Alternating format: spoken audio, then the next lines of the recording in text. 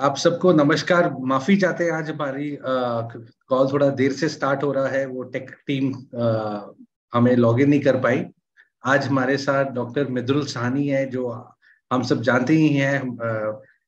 Doctor Sahni साहब को वो हमारे साथ चर्चा करेंगे सोशल मीडिया के प्रभाव से।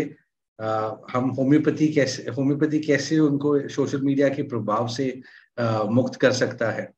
तो ये ज्यादा समय ना व्यर्थ करते हुए डॉक्टर मृदुल साहनी सर को धन्यवाद देते कि वो अपना कीमती वक्त निकाल के हमारे साथ जुड़े ये क्लास लेने के लिए। तो उसके लिए thank you so much. Over to you sir. धन्यवाद डॉक्टर संदीप के। मुझे बहुत खुशी है, बार बार मैं यहाँ पर आना चाहता हूँ और मैं चाहता हूँ कि हिंदी का प्रोग्राम जो है तो काफी प्रमोट हो। तो मैं आज एक विषय लेकर के आया हूँ सोशल मीडिया का। बहुत ही बर्निंग प्रॉब्लम है जो कि हमें अभी इस पर सोचना होगा। तो कृपया मुझे अपने पीपीटी को शेयर करने के लिए मौका दीजिए। आज मैं ये बताने जा रहा हूँ कि हमारे मानसिक स्वास्थ्य पर सोशल मीडिया का क्या प्रभाव होता है ना। और इसके लिए अगर प्रभाव होता है तो इसके क्या लाभ हो सकते हैं और क्या हानि होते हैं, क्योंकि सोशल मीडिया एक अब हम लोगों का जीवन का अंग बन गया है। हम इससे अलग नहीं रह सकते हैं। ये हम लोगों के लिए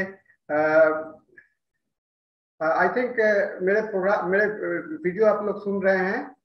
आज हम लोग इसका सोशल मीडिया पर जो मेंटल हेल्थ है इसके विषय पे हम लोग चर्चा करेंगे और साथ ही यह भी देखने का कोशिश करेंगे इसके जो साइड इफेक्ट होते हैं, सोशल मीडिया का जो साइड इफेक्ट होता है उसका होम्योपैथिक मेडिसिन से हम लोग कैसे इसका उपचार कर सकते हैं।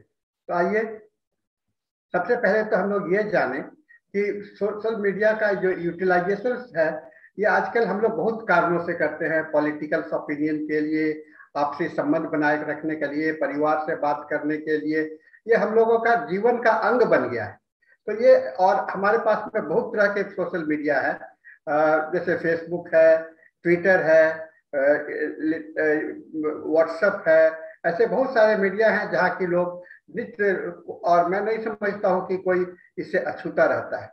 सभी लोग इस मीडिया से किसी न किसी तरह से जरूर जुड़े होंगे। और खास करके व्हाट्सएप पर तो हम लोगों का मैसेज निरंतर होता ही रहता है। एक बात मैं बताना चाहूंगा कि मनुष्य जो है सो ये सोशल क्रिएचर है, माने कि सामाजिक प्राणी है। और सामाजिक प्राणी होने के नाते ये ऐसा नहीं है कि ये सीखा है, ये जन्म से ही है ना।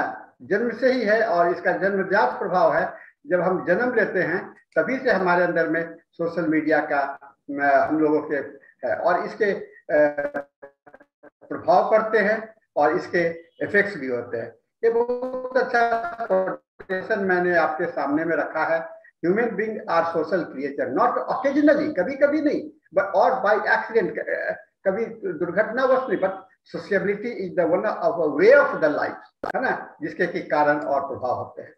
और जीवन में हमें अगर बढ़ना है तो हमें साथी की जरूरत होती है, एक दूसरे से मदद का जरूरत होता है और रिलेशनशिप बनाने का भी बहुत जरूरी होता है। तो इसका जो रिलेशनशिप का है वो हमारे मेंटल हेल्थ के लिए और हमारे जीवन के आनंद के लिए बहुत ही उपयोगी होता है। सोशल इंटरैक्शंस जो है, अगर आप बात नहीं करोगे, चुपचाप अकेले में बैठे रहोगे तो क्या होगा?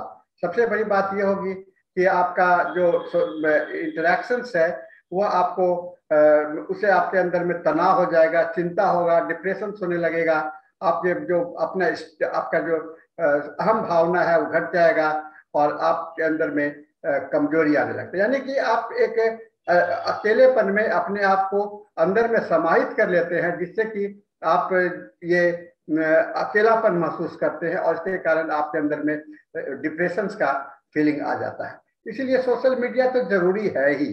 और इससे क्या होता है, आपका इमोशनल और जो भावनात्मक और मानसिक जो स्वास्थ्य है वह उस पर बुरा प्रभाव होता है।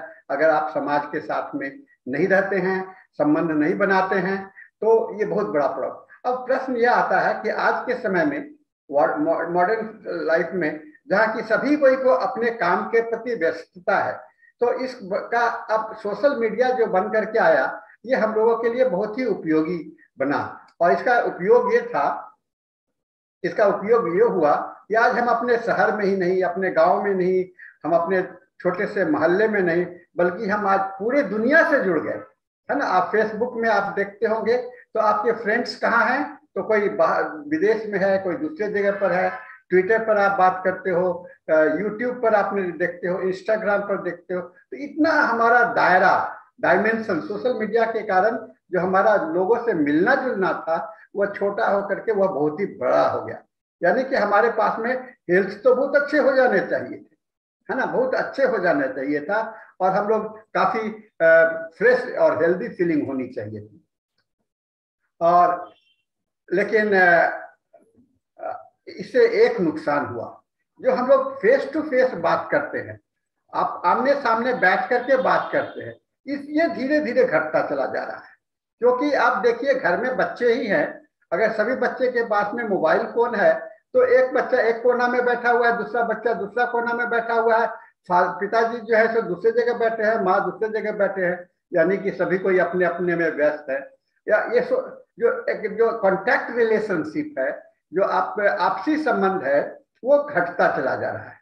और इससे क्या होता है, हम दुनिया से एक वर्चुअल रिलेशनशिप में कन्वर्ट हो गए, है ना।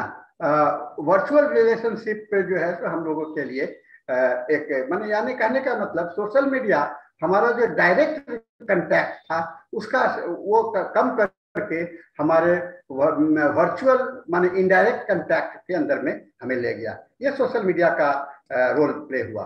और सोशल कांटेक्ट के कारण हम उसमें, अब ऐसा नहीं है कि हम लोग मोबाइल देखते हैं तो खुश नहीं होते हैं। हम लोग अपने आप को, हमारे अंदर में उत्साह होता है, हमारे अंदर में इमेजिनेशन होता है, हमारे अंदर में बहुत सारी फिजिकल टच, केवल एक ही बात की कमी रह जाती है, जो हम लोग का आपसी संबंध है, जो फिजिकल कांटेक्ट है, वही घट जाता है। यानी कि हम पास रह करके भी एक दूसरे से दूर होते चले जा रहे हैं। घर में रह करके, परिवार में रह करके, समाज में रह करके, कॉलेज में रह करके हम पास बैठे हैं, लेकिन एक दूसरे से दूरी बढ़ती चली जा रही है। यह सोशल मीडिया का साइड इफेक्ट के रूप में हम लोग के सामने में आ रहा है। तो क्या कहा जाता है कि हम लोग अच्छे लगने और हमारा अच्छा व्यवहार होना चाहिए। धीरे धीरे धीरे धीरे आपके अंदर में ये जो इसका सैचुरेशन पॉइंट आता है, तो हमारे अंदर में एक health issue, mental health issue create होने लगते हैं। हम आपस में चिड़चिड़े होने लगते हैं, हम दूसरे से बात करने में हमको दिक्कत होने लगती है, एक इंटरेक्शंस करना हम लोगों के पास में बहुत ही प्रॉब्लम होने लगता है। तो दोनों है, लाभ है और हानि है। आपका लिमिटेशन करोगे, आप इससे दूर तो आपको नुकसान तो खामियाजा तो भुगतना ही पड़ता है। तो जो हम लोग कहते हैं ऑनलाइन बिहेवियर, है ना, ऑनलाइन बिहेवियर है। मेंटल बैलेंस, हेल्थ को बैलेंस करने के लिए हम लोगों को सोशल मीडिया का व्यवहार करना हमको सीखना पड़ेगा। अगर आप व्यवहार सोशल मीडिया का सही से नहीं करते हैं, तो इससे क्या होगा, आपके अंदर में चिड़चिड़ापन हो जाएगा, आप असंतुष्ट महसूस करने लगेंगे, और इरिटेशन, चिड़चिड़ापन आ जाएगा, और अकेलापन महसूस। यानी कि पहले वाली स्थिति आ रही है। पहले आप जो सामाजिकता था, वह सामाजिकता से दूर होकर के फिर आप सामाजिकता से दूर होते चले जा रहे हैं। यानी कि इतने सारे हजारों फ्रेंड्स आपके व्हाट्सएप पर है, हजारों फ्रेंड्स आपके फेसबुक पर है, फिर भी आप कहते हैं कि समुद्र में रह करके हम लोगों को कुछ अच्छा, क्योंकि एक फिजिकल जो डायरेक्ट कांटेक्ट है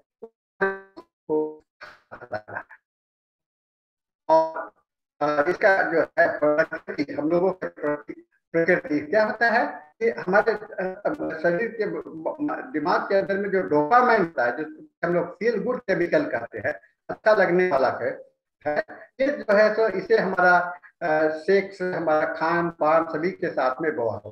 तो ये रिस्क, सबसे बड़ा रिस्क है, कहते हैं रिस्क फॉर द रिवॉर्ड। यानी आपको जो पुरस्कार मिला सोशल मीडिया का, उसके कारण आपको रिस्क भी मिल रहा है, ठीक है ना। दूसरा है स्लॉट मशीन। हम लोग क्या बन गए, एक मशीन बनते चले जा रहे हैं। अगर मशीन को अच्छा से खेलना नहीं जानते, उपयोग नहीं करना चाहते हैं, तो क्या होगा, आपका जो रिवॉर्ड नहीं मिलेगा। दूसरा है कि आपके जो मशीन के आप जीवन जो है सो मशीन के रूप में हो चला जाएगा, और सोशल मीडिया साइट जो है सो आपके लिए एक अभिशाप बन जाएगा। तो इसके जो रिस्क जो हैं तो बहुत सारे हैं। अब स्टैटिस्टिक मैं आपके सामने में रखना चाहता हूँ। बहुत सारे लोग इसके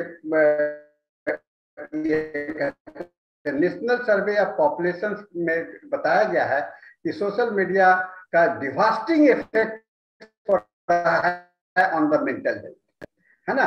और सुसाइड, आत्महत्या करने की प्रवृत्ति खास करके युवा पीढ़ी में 2009 और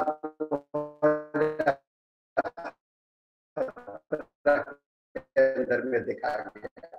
फिर सोशल मीडिया यानी कि आपके अंदर में एक ये इसका हेल्थ का जो इशू है बहुत बढ़ता चला गया।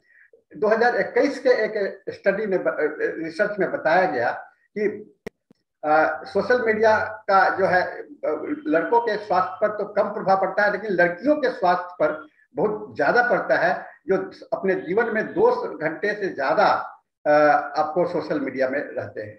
2 घंटे से ज्यादा अगर एक साथ रहेंगे तो लड़कियों में ज्यादा पाया गया। दूसरा ये बात और बताया गया कि 37% जो है डिप्रेशन का कारण आपको खास करके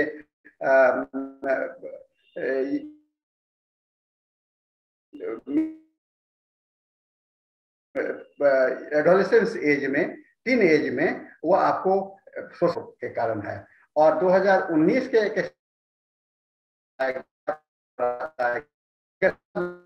2 घंटे 4 घंटे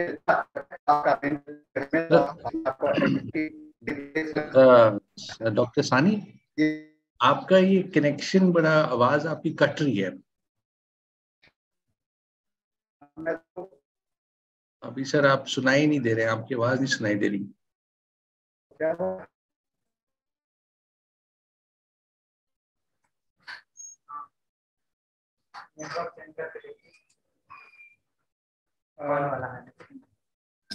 क्या इसको रिकॉर्डिंग सिस्टम को बंद करना होगा क्या?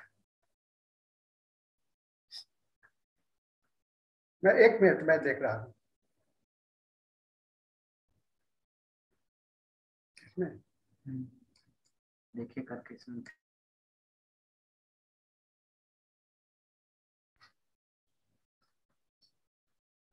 हाँ, अभी आवाज कैसी है मेरी? हाँ सर, अब काफी बेहतर है सर, काफी बेहतर। ओके, तो थोड़ा सा मैंने अपना नेटवर्क को चेंज किया है। तो मैं बता रहा था कि इसके जो कॉन्सिक्वेंस है, प्रमाण इसके है, ये काफी ज्यादा जरूरी हम लोगों को देखना पड़ रहा है। तो ये सारे स्टडी बता रहे हैं, जितने भी स्टैटिस्टिक रिपोर्ट्स बता रहे हैं, इसका कॉन्सिक्वेंस जो है तो आपके भावनात्मक संबंध पर पड़ता है, यानी भावनात्मक जीवन पर पड़ता है। अब मैं इसके हानि के जगह पर मैं अब इसके लाभ की बात भी करना चाहूंगा। आप जैसे आज का परिवार जो है सो टूटता जा रहा है, आपके बच्चे जाकर के विदेश में बस रहे हैं, दूसरे शहर में बस रहे हैं। इससे क्या होता है कि आप डेली दिन में 10 बार उनसे बात कर सकते हैं, यानी कि दूर रह करके भी आपके पास आपको ले आया। ये सबसे बड़ा सोशल मीडिया का इम्पैक्ट हुआ है। आप अपने नए दोस्त बना सकते हैं, और अपने एरिया से बाहर, और अपने इंटरेस्ट, जैसे आप अगर होम्योपैथिक डॉक्टर हैं तो होम्योपैथी से संबंधित जितने भी डॉक्टर हैं सबसे मिलकर के अपने ज्ञान का वर्धन कर सकते हैं, है ना, ज्ञान का विकास कर सकते हैं। और आपका जानकारी का, नॉलेज का, ये भी आप सोशल मीडिया के माध्यम से होता है। और कभी कभी डिफिकल्ट टाइम में, जैसे कि कोविड के समय में, सबसे बड़ा बात क्या हुआ था कि हम लोग, सोशल मीडिया ही हम लोगों के लिए मानसिक का सहारा बना। हम लोग दिन भर घर में बैठे रहते थे, और लेकिन हमको सोशल मीडिया का सपोर्ट मिला, ये बहुत बड़ा मिला। और अगर हम बहुत दूर जगह में रह रहे हैं, देहात में रह रहे हैं, जहाँ की बहुत ये हम छूते हैं, तो वहाँ पर भी हम लोग लोगों से कर सकते हैं। तो इसे हम फिर सोशल मीडिया के माध्यम से आप अपनी क्रिएटिविटी को और सेल्फ एक्सप्रेशन को बढ़ा सकते हैं, अपने अंदर के वैल्यू को खोज सकते हैं। आपका लर्निंग सिस्टम जो है सो आपका बहुत ही बड़ा हो जाता है। इसका डिसएडवांटेजेस क्या है? जीवन में कहीं ना कहीं पर कोई कमी महसूस होती है और लगता है कि हम लोग एक मशीन के जैसा बन गए हैं, है ना, सोशल मीडिया का, और एंजाइटी का फीलिंग होता रहता है। और सेल्फ एब्जॉर्ब यानी अपने आप में सीमित हो जाना, अपने आप में सीमित हो जाना। और बहुत सारे, अब देखिएगा आजकल हम लोग क्या करते हैं कि सेल्फी लेने में बहुत आदत बन गया। क्यों बन गया? हम अपने से लव फॉर वन सेल्फ, है ना, अपने से ही प्यार करने लगे, तो अपना चेहरा को इस वे में देखना चाहते हैं, उस वे में है। तो सेल्फी जो है सो आजकल का सेल्फी भी आजकल का बहुत बड़ा इसी का दोष हो सकता है। और सोशल मीडिया के कारण एक जो बीमारी आता है जिसको कहते हैं fear of missing out, FOMO कहते हैं, फोमो, यह बहुत बड़ा कारण बनता है। और खास करके फेसबुक, इंस्टाग्राम, ये जो है सो फोमो का कंडीशंस को और बढ़ा दिया है। फियर ऑफ मिसिंग, अब मैंने कुछ खो रहे हैं, है ना, आपके रिपोर्टरी में भी रूब्रिक से कुछ खो रहे हैं, something missing in the life. ये बहुत ज्यादा समय तक अगर आप सोशल मीडिया में रहते हैं तो। और आपका जो आत्मसम्मान का भाव होता है वह कमी आ जाती है। आप क्योंकि लोगों से बात करते हैं तो आप कंपैरिजन होता है, लेकिन यहाँ पर डायरेक्ट नहीं बात करते हैं तो आपके आत्मसम्मान में कमी होने लगती है। और एंजाइटी एंड डिप्रेशन जो मैं बताया वो बहुत ही महत्वपूर्ण होता है। फेस टू फेस जो इंटरेक्शन होता है उसमें हम लोग का मेंटल हेल्थ बहुत ही अच्छा रहता है और आई कांटेक्ट बनता है। हम एक दूसरे के प्रति हमारा प्यार होता है, हम लोगों को एक दूसरे से बात करने का, जो कि हमारे मूड को एलिवेट करता है जब डायरेक्ट बैठे होते हैं। लेकिन जब हम फेसबुक पर या किसी चीज पर चैट करते होते हैं तो हम लोगों का मूड जो है सो मैकेनिकल होता है, हम उतना क्लोजनेस नहीं होता है। दूसरा चीज की एक यूनिवर्सिटी ऑफ पेंसिल्वेनिया में खोजा कि आइसोलेशन यानी कि अकेलापन, है ना, ये आपको फीलिंग्स आपके अंदर में डेवलप होने लगता है, आइसोलेशन फीलिंग। ये बहुत इंपॉर्टेंट है जो कि हम लोग को इसका डिसएडवांटेजेस के रूप में देखा जाता है। हमारे मेंटल हेल्थ पर इसका इम्पैक्ट क्या होता है? डिस्ट्रैक्ट लाइफ, हमारे जीवन को अस्त व्यस्त कर देता है ना। ज्यादा देर तक आप प्रति करेंगे तो आपके जीवन जो है तो आपका ये होगा, डिसिप्लिन की कमी हो जाएगी। आप सवेरे 5 बजे उठते हैं और 10 बजे तक दिन भर आप बैठे हुए हैं अपने मोबाइल पर लेकर के बैठे हुए। ऑफिस जाने का समय हो रहा है, आपके काम करने का समय हो रहा है, तो उस समय में आपके बहुत ही हड़बड़ बहुत जल्दीबाजी में करने लगते हैं और आपको बहुत नर्वसनेस, एंटीसिपेशंस, भय, एंजाइटी बढ़ जाता है। इसे नेगेटिव इमोशंस जो है सो हमारे साथ में अकेलापन का और आपके बोरियत फील करने का हम लोगों के सामने में आने लगता है। हमारे मेंटल हेल्थ पर बहुत सारे इसके डिट्रीमेंटल हेल्थ कारण हैं। Anxiety, symptoms of anxiety, depression, loneliness are increasing. और ज्यादा समय सोशल मीडिया पर आप लोग रियल वर्ल्ड फ्रेंड से आप और फैमिली मेंबर से दूर हो जाते हैं और अपने आप को दूसरे से कंपेयर करने के कारण और आपको सोशल मीडिया में बहुत अलग देखा जेलसी की फीलिंग, ईर्ष्या की भावना बढ़ने लगती है।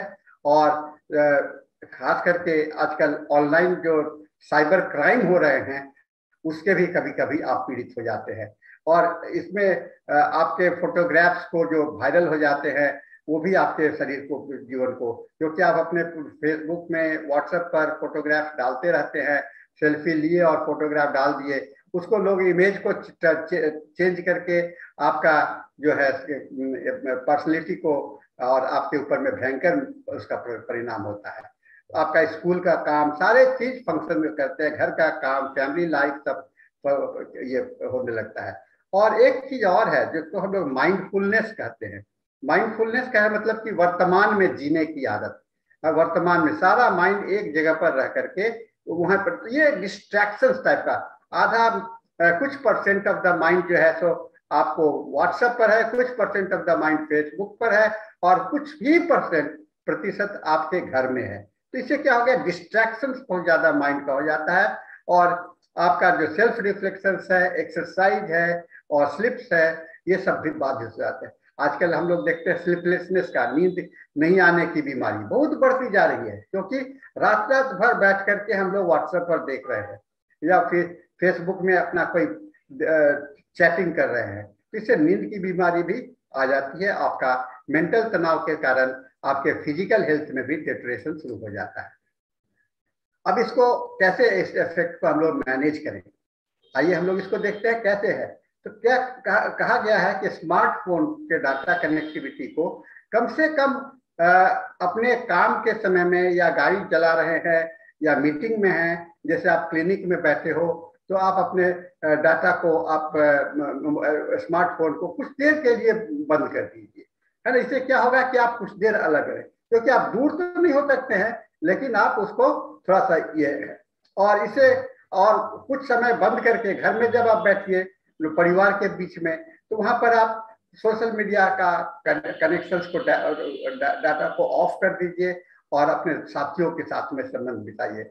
और नींद के समय में आप स्लीपिंग मोड में डाल करके आप छोड़ दीजिए, और या बिप वाइब्रेशन लेकर के, जिससे कि आपको बाद में पता चले, कॉल कर सकते हैं। और ये आपके लिए एक और बात होती है कि जब हम लोग सोशल मीडिया को छोड़ करके अगर कंप्यूटर पर काम करना शुरू करते हैं, अगर स्मार्टफोन पर नहीं बात करके काम करके, जो आपका डेस्कटॉप है या लैपटॉप है उस पर काम करते हैं, तो इससे हम लोगों को थोड़ा सा इम्पैक्ट हम लोगों का कम हो जाता है। और इससे क्या होता है कि आपका अगर सोशल मीडिया पर का जो है समय केवल 30 मिनट अगर आप करते हैं, तो आपके अंदर में फोमो का जो मिसिंग का जो है सो वो फीलिंग खत्म होने लगता है, केवल 30 मिनट, है ना। यानी कि जितना कम से कम आप है, आवश्यकता के अनुसार ही सोशल मीडिया में हम लोग को रहने का आदत बनानी चाहिए। और अब आइए हम लोग देखते हैं, अपने सब्जेक्ट से आते हैं होम्योपैथी से। आप जानते हैं कि होम्योपैथी का मेंटल हेल्थ पर काफी बहुत बड़ा रोल है, और डॉक्टर हेनीमैन ने इस बात को सबसे बड़ी बात कही कि जो हम लोग का जीवन है वह माइंड से ही रेगुलेटेड होता है। क्योंकि आप ऑर्गेनन के पॉइंट नंबर 9 में आप जाइए तो उसमें कहते हैं रीजन गिफ्टेड माइंड, है ना। माइंड ही आपका सारा कंट्रोल करता है, और इसीलिए उन्होंने अपने फॉइल में माइंड को कहा कि ये बहुत बड़ा रोल है, फैक्टर है, और इसका इसकी इलाज कैसे होनी चाहिए। तो ट्रीटिंग और दूसरी बात है कि होम्योपैथी में हम लोग पर्सन एज ए होल का ट्रीटमेंट करते हैं, यानी कि माइंड, बॉडी और उसके लाइफ फोर्स को, तीनों को मिला करके जो लक्षण रिप्रेजेंट करता है, जो सिम्टम्स, ऐसा सिम्टम्स जो कि माइंड, बॉडी और स्पिरिट्स को रिलेट करता है, वही सिम्टम्स जो है सो टोटलिटी ऑफ सिम्टम्स में कंस्टिट्यूट करता है। इसलिए होम्योपैथी के कॉन्स्टिट्यूशनल ट्रीटमेंट के माध्यम से हम लोग आप को दूर कर सकते हैं, रोगी का इलाज कर सकते हैं। और आप जानते हैं कि कहा गया कि माइंड, बॉडी, लाइफ फोर्स, ये जो है अगर बीमारी का जो कारण क्या बनता है, इसमें इस डिसहार्मनी, संतुलन बिगड़ जाएगा। अगर आपका माइंड, बॉडी और लाइफ फोर्स के बीच में संतुलन नहीं रहता है तो वह रिजल्ट बनता है। अगर माइंड आपका एक तरफ एब्जॉर्ब है, बॉडी दूसरी तरफ एब्जॉर्ब है, तो माइंड और बॉडी के बीच में रिलेशंस खत्म हो जाते हैं, क्योंकि माइंड के सिग्नल पर ही आपका बॉडी काम करता है। अगर आपका माइंड का सिग्नल अच्छा से नहीं मिल रहा है तो आपका बॉडी का फंक्शन। और आप देखते होंगे जो लोग फेसबुक पर, ये सब पर, सोशल मीडिया में ज्यादा व्यस्त रहते हैं, तो उनके लिए गैस्ट्रिक सिस्टम बहुत खराब हो जाता है। फिर और 2 बीमारी आजकल बहुत ज्यादा बढ़ रहा है, एक गैस्ट्रिक की बीमारी, पेट की बीमारी, गैस बनने की बीमारी, और दूसरा जो है तो हम लोगों का सांस का बीमारी, ये हम लोगों के लिए बढ़ता चला जा रहा है। तो ये जो है तो फिजिकल सिम्टम्स और मेंटल सिम्टम्स दोनों का कोरिलेट करके हम लोग जो टोटलिटी बनाते हैं, इसको हम लोग होलिज्म करते हैं। ये हमारे हेल्थ को प्रमोट करता है, इससे हम लोग एक दूसरे से ठीक हो सकते हैं। और होम्योपैथी में सबसे बड़ी बात क्या होती है कि रोगी को समझना, है ना, मुख्य बात है कि रोगी को समझना। और उन्होंने कहा है बहुत इंपॉर्टेंट बात कहा, सिक इंडिविजुअल। सिक इंडिविजुअल का मतलब रोगी जो है तो जो मेंटलिटी से बीमार है वो सिक इंडिविजुअल है, ठीक है ना। और mind and body are not two absolute separate entity, है ना। माइंड एंड बॉडी कभी अलग अलग नहीं हो सकते हैं। जहां माइंड है वहां बॉडी है, बॉडी है वहां माइंड है, दोनों के बीच में दूरी नहीं है और दोनों के बीच में इंटरैक्शंस बराबर, ये डॉक्टर हेरीमैन का भी मानना है। और हम लोग इसको साइकोलॉजी में और अब बात में जाते हैं। और नेचुरल डिजीज के डिस्टर्बेंस में पाया गया कि माइंड हमेशा काउंटर पार्ट होता है। मान लीजिए कि आपको सर्दी हो गई, मान लीजिए कि आपको डायरिया हो रहा है, तो उस समय में आपका माइंड भी डिस्टर्ब। अगर आपको फीवर है तो उस समय भी माइंड होता है। अगर आप माइंड के सिम्टम्स के साथ में फीवर का इलाज करते हो तो आपको दवा बहुत होता है। जैसा कि मैंने पिछले किसी लेक्चर में बताया भी था कि माइंड एंड बॉडी को लेकर बाइंड करके अगर आप लेक्चर, यानी कि माइंड और बॉडी का जो कॉन्कॉमिटेंट है, अकम्पनिंग सिम्टम्स के रूप में लेते हो। जैसे एक रूब्रिक्स बहुत अच्छा इंपॉर्टेंट है, grinding of teeth during the anger, माने गुस्से में दांत को पीसना। ये क्या है, गुस्सा माइंड का बात हो गया और दांत पीसना शरीर के बात हो गया। उसी तरह से आपको एंटिसिपेशन, कहीं जाना है और आपको डायरिया हो रहा है, यानी कि मन में एंटिसिपेशन हो रहा है और आपको डायरिया हो रहा है, तो ये जो है सो रिलेशनशिप जो है तो बहुत ही महत्वपूर्ण होता है। 215 सेक्शन में कहा गया कि मेंटल और इमोशनल डिजीज आर नथिंग, कुछ नहीं है, वो क्या है, derangement of the mind and dispositions peculiar to each of the entities while the corporeal system is। अगर आपका मेंटल फिजिकल सिम्टम्स घटता है तो मेंटल सिम्टम्स बढ़ता चला जाता है। फिर 216 फौज में उन्होंने कहा कि जो कॉर्पोरियल है माने शारीरिक बीमारी है, उसमें जैसे लंग्स है, ये सारी चीज में जो प्रॉब्लम होते हैं वह जो है सो ट्रांसफर हो जाते हैं। अगर आप दवा दोगे फिजिकल सिम्टम्स के लिए तो मेंटल सिम्टम्स में ट्रांसफर हो जाएगा। अगर मेंटल सिम्टम्स को सप्रेस करने का कोशिश करोगे तो वह लेकिन इलाज करने के लिए उन्होंने कहा कि अगर मेंटल का केयर पहले करते हैं तो फिजिकल पर जो ट्रांसफर हो जाता है वो हम लोगों के लिए एक अच्छा आउटलेट बनता है और रोग शरीर से बाहर निकल जाता है। अब हम लोगों के जीवन का बहुत बड़ा पार्ट है, ये हम लोग समझ गए हैं, लेकिन हम लोग को एक देखना चाहिए, और खास करके कोविड के समय में हम लोगों ने इस बात को देखा था कि मेंटल हेल्थ का कितना बड़ा रोल होता है। और यह जरूरी है कि हम लोग सोशल मीडिया को अपने समझें और सोशल मीडिया के साथ में हम लोग होम्योपैथी, मैं यहाँ पर कुछ लक्षण बता रहा हूँ, जो बातें कर रहा हूँ जो कि हम लोगों को इलाज करने में सहूलियत होगा। Furious mania, we must approach calm intrepidity and resolution आपके फर्मनेस होगा। और mute display of compensation in looks and gestures and to senseless chattering, और एक silence but not fully attentive, है ना, और prevent destructions and injury of the surrounding. So ये बातें कुछ रिपोर्टरी के जो रूब्रिक्स है बहुत आपके इम्पोर्टेंट है, जो कि आपको जो आदमी मेंटली एडिक्ट हो चुका है, सोशल मीडिया से एडिक्ट हो चुका है, तो उसमें ये रूब्रिक्स आपको बहुत अच्छा काम देगा। एब्सेंट माइंडेड, ये माइंड चैप्टर का है।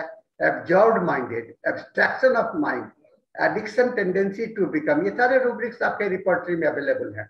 एडेप्टेबिलिटी, लॉस ऑफ, एंटागोनिज्म, अपने आप से में विरोध, distraction, childish behaviour, concentration difficult, contradictions, intolerance of, compulsive behaviour, ये सारे रूब्रिक्स हैं जो कि हम लोगों के लिए बहुत ही महत्वपूर्ण होता है। और compulsive behaviour, compulsive neurosis, mood swings, है ना, फोरसेकंड फीलिंग, अकेलापन, आइसोलेशन फीलिंग जो होता है, फियर ऑफ मिसिंग समथिंग जो मैंने बताया था, ये सारे रूब्रिक्स आपके हैं। और इसके अंदर में बहुत बेहतरीन दवाइयां हैं होम्योपैथी के। फैंसी कल्पनाओं में खोए रहना, दिमाग हमेशा कुछ होते रहना, एक ही बात को बार बार दोहराना, डिटैच। इसके अलावा और भी मैं कुछ ही नमूना के रूप में कुछ आपको रूब्रिक्स दिया हूँ, लेकिन अगर आप रिपोर्टरी चैप्टर में जाइएगा, माइंड चैप्टर में और बॉडी के दूसरे पार्ट वाले चैप्टर में भी जाइएगा तो आपको इसके लक्षण दिखलाई पड़ेंगे। तो इसके बहुत ही दूसरे चैप्टर में भी होता है। तो कहा जाता है कि कॉन्स्टिट्यूशनल टोटलिटी, जो कि होम्योपैथी का बहुत ही क्लासिकल है, आप इस कॉन्सेप्ट को यूज करके आप रोगी को जो कि पीड़ित हो चुका है, एडिक्टेड हो गया है सोशल मीडिया से, खास करके आज के बहुत सारे बच्चे, और ऑटिज्म का केस भी हम लोग बहुत ज्यादा देख रहे हैं। ऑटिज्म या बच्चे जो है सो मेंटली रिटार्डेशन हो रहे हैं। तो मैंने आज एक रोगी देखा जो कि पहले वो ऑटिस्टिक नहीं था, वो ठीक था और उसके आवाज सब ठीक थे, लेकिन धीरे धीरे वो जो है तो उसके आवाज खत्म हो गए। छोटी सी बच्ची है, आवाज खत्म हो गए और उसको डॉक्टर ने डिक्लेयर कर दिया कि ये ऑटिस्टिक है। क्यों? क्योंकि उसको माँ बाप ने उसको अपने आराम के लिए उस बच्चे के हाथ में एक मोबाइल दे दिया। बच्चे को वहां बहुत आनंद आ रहा है। अब उसको धीरे धीरे धीरे धीरे उसका बाहर का दुनिया नहीं सुनाई पड़ता है, वो मोबाइल में ही सुनाई पड़ता है। अब वो धीरे धीरे उसका स्पीच भी, क्योंकि बात भी नहीं करना है, सोशल मीडिया में है तो आप तो बात नहीं करते हो, आप खाली देखते हो, आंख का काम करता है, कान काम करता है। तो यहाँ पर आपका जो प्रॉब्लम है यह होम्योपैथी से ठीक हो सकता है। और मैंने इसका इम्पैक्ट देखा, खास करके ऑटिज्म और आपका कंपल्सिव बिहेवियर जैसे बीमारियों में यह देखा जाता है। और आप हम लोग सभी को जानते हैं कि ये integrated part of the life है, जिसको कि हम लोग को सभी के जीवन में जीना है। और ये थोड़ा सा है, हम लोगों को सोशल मीडिया से बचना भी है और उससे अलग भी नहीं होना है। और हम लोग को इंटरपर्सनल रिलेशनशिप को बनाए रखने के लिए हम लोग कर सकते हैं। तो होम्योपैथी जो हम लोग जानते हैं कि होल पर्सन का इलाज करता है, यही इलाज का एक तरीका है। और मैं ये देख रहा हूँ कि जब तक हम लोग होम्योपैथी के साथ नहीं चलेंगे तो आपका लाइफ में जीवन का इस तरह के मेंटल सिकनेस का, और मेंटल सिकनेस के लिए सबसे महत्वपूर्ण और सबसे बेहतरीन इलाज आपके इस होम्योपैथी में है। तो मैं इसके साथ में आप सबों को धन्यवाद देता हूं। और अगर आपको कोई प्रश्न हो तो मेरे से आप बात कर सकते हो, ईमेल कर सकते हो, और मेरे YouTube में भी आप जा करके देख सकते हो। तो धन्यवाद साथियों। मैंने आज कोशिश किया है कि आपके बातों को मैं अपनी बात पक्ष को रखूं, और इस जो अभी जो बर्निंग प्रॉब्लम है, आज का जो बर्निंग प्रॉब्लम है, इस बर्निंग प्रॉब्लम से हम लोग कैसे दूर हो। तो थैंक यू वेरी मच, धन्यवाद। थैंक यू डॉक्टर सानी, बड़ा इंफॉर्मेटिव आपका प्रेजेंटेशन था सर। मेरे को एक सवाल पूछना है सर, आजकल जो स्कूल के होमवर्क और प्रोजेक्ट्स हैं वो भी आपको सोशल मीडिया और गूगल में सब रखते हैं, तो बच्चों को ना चाहते हुए भी कभी कभी वो इलेक्ट्रॉनिक आइटम्स देना पड़ जाता है। तो ऐसे में आपने बोला वो 2 घंटे से ज्यादा अगर यूज कर दें तो उनमें सुसाइडल टेंडेंसीज हो सकती हैं, एंड ये गर्ल्स में ज्यादा है। तो हम इसको कैसे रिस्ट्रिक्ट कर सकते हैं जब उनका स्कूल का ही काम ऐसे इलेक्ट्रॉनिक के सामने उनको बैठना पड़ जाता है? आपने सर बहुत अच्छा सवाल किया है। देखिए, मैं 2 घंटा इसलिए बोला, 2 घंटा अगर जब आप पढ़ाई का काम कर रहे हो, जैसे आप क्लासरूम में आप जब बैठे होते हो तो वहां भी तो आपका वन साइडेड अप्रोच होता है ना। क्लासरूम में क्या होता है, आप क्लासरूम में बच्चे बैठे हैं, टीचर बोल रही है तो वन साइडेड है। तो ये जो ऑनलाइन क्लासेस की बात हो रही है, ये ऑनलाइन क्लासेस को हम लोग सोशल मीडिया के साथ में नहीं रिलेट करेंगे, क्योंकि वो हम लोगों के जीवन का पार्ट हो गया। और आप देख रहे होंगे कि कोविड के समय में इसका तो बहुत बढ़िया इम्पैक्ट हुआ, और कोविड के समय में सारे स्कूल ऑनलाइन क्लासेस कर रहे थे। और अब ये एक पैटर्न सा बनता चला जा रहा है सभी स्कूल में कि बच्चों को उसमें दिया। तो एक कम्युनिकेशन करने का, एक दूसरे को भेजने का बहुत अच्छा ये तरीका है। और ये इसको हम लोग इसमें दायरे से बाहर रखते हैं, है ना। स्कूल की पढ़ाई की बात आप स्टडी कर रहे हो, पर्पसली बैठे हो, इसलिए नहीं कि आप सोशल मीडिया में एंजॉय करने के लिए बैठे हो, जैसे कि आप क्लासरूम में बैठते हो ध्यान से पढ़ने के लिए, अपने घर में तो पर्सनल स्टडी में बैठते हो, तो उस तरह से बैठे हो। यू आर एलोन हियर, आप अकेले हो और अकेले ही रह करके आप बात कर रहे हो। लेकिन वो तो आपको ऐसे भी अगर आप पढ़ाई करोगे तो अकेले रहोगे घर पर, है ना, या अगर टीचर के साथ में बैठेंगे तो टीचर जो बोलेंगे उनको सुनना पड़ेगा। इस चीज को हम लोग को समझना होगा कि कौन सा चीज हमारे लिए उपयोगी है और कौन, इसलिए मैं कहा कि rational use of the social media ये बहुत इंपॉर्टेंट होता है। रैशनल मतलब कि जो जरूरत है उसका, जहां तक आप मोबाइल से तो एकदम हट ही नहीं सकते हैं ना। आज के समय में आपको इमरजेंसी में मदद करता है, बहुत समय में हम लोग तुरंत किसी से बात करना चाहते हैं, इससे अलग हुआ ही नहीं जा सकता। They are the essential part and they are the, basically मैंने दोनों बात कहा, इसे लाभ भी है और हानि भी है। हानि उस समय में होगा जब आप इसमें एक एब्जॉर्ब हो जाओगे, आप इसे निकलने का मन नहीं करने लगेगा, तो आपका एब्जॉर्बमेंट बढ़ जाएगा और इस एब्जॉर्ब होने के कारण आपके अंदर में जो प्रभाव होगा वो बहुत ही भयानक होता है। अब मैं चर्चा कर रहा था कि ऑटिस्टिक, आज के बच्चे, कुछ लोग कहते हैं कि ऑटिज्म जो है तो जन्मजात होता है। मैं नहीं कहता हूँ, सभी ऑटिस्टिक जन्मजात नहीं होते हैं, तो कुछ ऑटिज्म बच्चे बन जाते हैं, है ना, जब उसको एडिक्टेड हो जाते हैं। जैसे आदमी जन्म से तो नशाबाज नहीं होता है, लेकिन जब नशा करने लगता है तो वो उसको हम लोग क्या कहते हैं, नशे से एडिक्शन हो गया। सिगरेट पीने की आदत जन्म से तो कोई होती नहीं है, लेकिन जब उसको अच्छा लगा शुरू में और आदत बन गई तो एडिक्शन हो गया। तो सोशल मीडिया एडिक्शन की बात मैं कर रहा हूँ, सोशल मीडिया एडिक्शन की बात कर रहा हूँ। ये सोशल मीडिया का एडिक्शन ये पढ़ाई नहीं है, एजुकेशन नहीं है, वो आपका कंपल्सन है, that is requirement, you are gaining something, आप कुछ पा रहे हो, है ना, कुछ मिल रहा है। ये बहुत इंपॉर्टेंट है हम लोगों के लिए, ये हम लोग को इसको समझना चाहिए।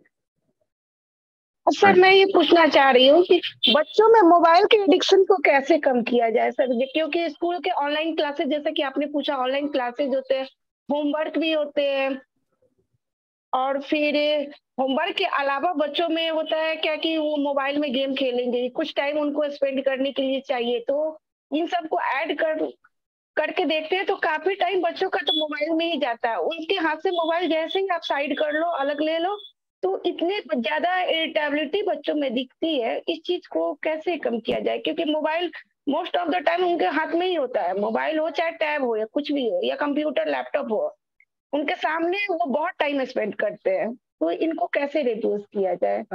आपने जो सवाल किया बहुत अच्छा किया है, और मैं अभी थोड़े पहले डॉक्टर पीटर जी का जवाब भी दे रहा था इसी के संबंध में। तो मोबाइल से तो आपको बच्चे को अलग नहीं, आपको ये से अलग नहीं कर सकते हैं स्मार्टफोन, लेकिन अभी जो मेरे लेक्चर में मैंने यह भी बताया, इसे मोबाइल फोन स्मार्टफोन से बचने के लिए बच्चों को आप जो लेसन की बात करते हो वो आपको लैपटॉप पर करो, कंप्यूटर पर करो, डेस्कटॉप पर करो, तो ये आपके लिए ज्यादा सही होगा। क्योंकि बच्चे अगर उसके हाथ में अगर आप सारे चैनल दे दोगे तो बच्चे का मन चंचल होता ही है ना, आप उसे बच नहीं सकते हो। आप अपने उस बच्चे को सामने नहीं बैठे हो, आपके चले जाने के बाद में वह दूसरा पढ़ाई के अलावा छोड़ करके, ये बच्चे का आदत है, आप उसको बच नहीं सकते। लेकिन अगर आप उसको मोबाइल फोन से छोड़ करके, स्मार्टफोन से ना दे करके आप उसको एक लैपटॉप में यूज कीजिए। मैं तो देख रहा हूँ कि मैं अपने घर में बच्चों को लैपटॉप का ज्यादा आदत लगा रहा हूँ कि लैपटॉप मैं अपने लेक्चर में बताया भी, लैपटॉप या डेस्कटॉप जो है तो पढ़ाई के लिए बहुत अच्छा माध्यम बन सकता है और यह आपके लिए मदद कर सकता है, पर लैपटॉप और डेस्कटॉप। हाँ, सोशल मीडिया जैसे बाहर जा रहे हैं, क्लास कहीं पर है, तो उस समय में आप अपने विजिलेंट रहिए, आप उसमें देखिए कि वह अपने पढ़ाई के अलावा छोड़ करके, ये तो थोड़ा सा बच्चे को तो मॉनिटर आपको करना ही पड़ेगा, क्योंकि बच्चे की आदत अलग होती है, उनके पास में मैच्योरिटी नहीं होती है, तो वो जो जिसमें अच्छा लगेगा वहां जाते ही हैं। ये कोई नई बात नहीं है, ये तो होना ही होता है, लेकिन आपको मॉनिटर करना पड़ेगा। तो दो उपाय है, एक कि उनको जैसा कि मैंने कहा कि आधा घंटा 15 मिनट, एक महीना, 1 घंटा से ज्यादा मोबाइल उसके हाथ में मत दीजिए। दूसरी बात कि उसकी पढ़ाई की बात जहां तक होती है, तो उस पर आदत बनाइए कि उसको आपको लैपटॉप पर करे या डेस्कटॉप पर करे। तो ये से क्या होगा, जब लैपटॉप खोल करके बैठेगा तो वो अपना पढ़ाई की बात करेगा, है ना, अपना स्कूल का होमवर्क मिला हुआ है उसको पूरा करने का काम करेगा, उसका डिस्ट्रैक्शन नहीं होगा। सबसे बड़ी बात क्या होती है कि हम बच्चों को कितना डिस्ट्रैक्शन से अगर आपके सामने में खुला बाजार छोड़ दीजिए, अगर मेले में आप खड़े रहिए तो आपका माइंड स्थिर रहेगा, नहीं रहेगा, है ना। तो बच्चों को भी उसी तरह से होता है, अगर उसके सामने में स्मार्टफोन में तो बहुत सारे बाजार बने हुए हैं, यूट्यूब है, ये फेसबुक है, बहुत सारे ये चैनल है, कभी इधर देखता है कभी उधर देखता है। एंड क्यूरियोसिटी जो हमसे ज्यादा बच्चों में है ना, बच्चों में हमसे जो ज्यादा क्यूरियोसिटी है बहुत इंपॉर्टेंट है। उसके क्यूरियोसिटी को आप खत्म नहीं कर सकते, आप करना भी नहीं चाहिए, क्योंकि क्यूरियोसिटी को खत्म करोगे तो उसके सीखने की प्रवृत्ति घट जाएगी। इसलिए हमको साइकोलॉजी का यूज करना पड़ेगा कि उसको हमको खाली अगर उसको कंसंट्रेट करना है स्टडी पर तो कोई ऐसा सामान दो जिससे कि वो उसी पर कंसंट्रेट।